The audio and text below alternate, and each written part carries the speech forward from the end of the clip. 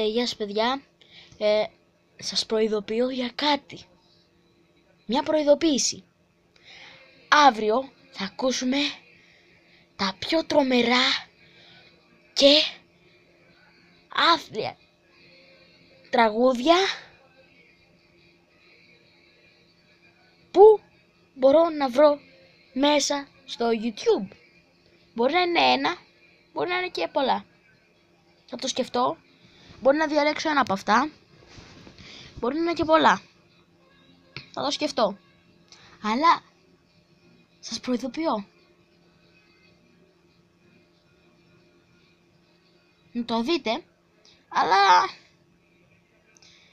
να είστε καλά, να μην έχετε ούτε άγχος, ούτε τίποτα. Έτσι. Θα προσπαθήσω κι εγώ να μην έχω άγχος.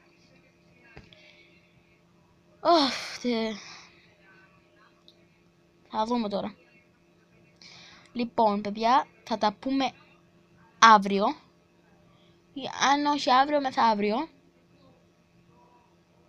Τέλος πάντων, αυτή την εβδομάδα. Λοιπόν, θα τα πούμε. Και να είστε έτοιμοι να ακούσετε το τραγουδάκι που θα σας βάλω. Λοιπόν, καληνύχτα από μένα. Γεια σας.